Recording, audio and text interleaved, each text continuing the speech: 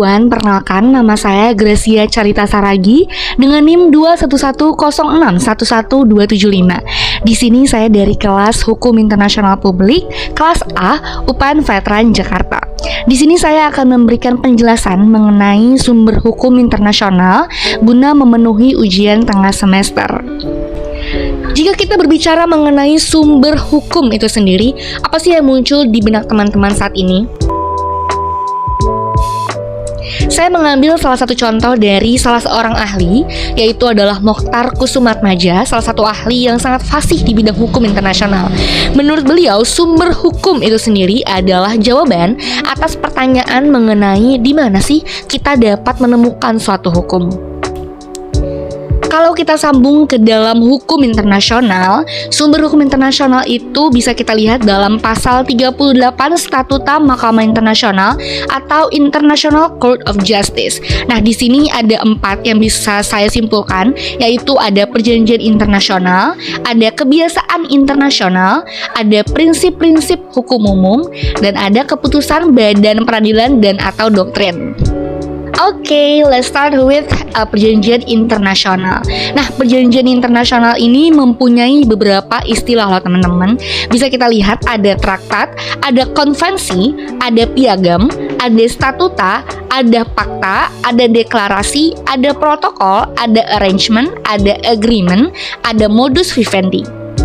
Tapi sebenarnya apa sih definisi dari perjanjian internasional itu sendiri? Saya ambil menjadi 2 bagian. Yang pertama dari pasal 2 Konvensi Wina tahun 1969. Yang saya bold adalah unsur-unsur pentingnya ya. Suatu persetujuan yang dibuat antar negara dalam bentuk tertulis dan diatur oleh hukum internasional, apakah dalam instrumen tunggal atau 2 atau lebih instrumen yang berkaitan dan apapun nama yang diberikan padanya.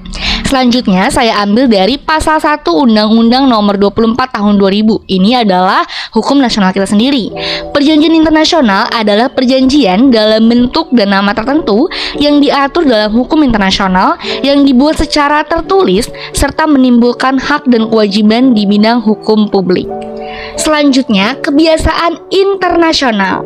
Kebiasaan internasional bisa kita lihat dalam pasal 1 Statuta Mahkamah Internasional, yaitu kebiasaan internasional merupakan bukti dari adanya praktek atau perilaku yang berlaku umum atau diterima sebagai hukum.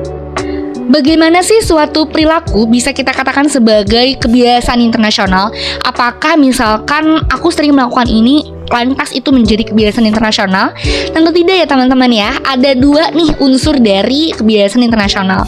Yang pertama, perilaku itu haruslah merupakan praktek atau perilaku yang telah dipraktekkan oleh negara-negara secara berulang-ulang. Yang kedua, telah diterimanya atau ditaati sebagai perilaku yang memiliki nilai hukum atau diterima sebagai hukum. Okay, so let's move to perjanjian internasional yang lain, yaitu adalah prinsip-prinsip hukum umum. Nah, definisinya adalah prinsip-prinsip hukum umum nasional yang dapat menjadi kekosongan hukum internasional. Misalnya seperti asas praduga tak bersalah, asas legalitas, dan lain-lain.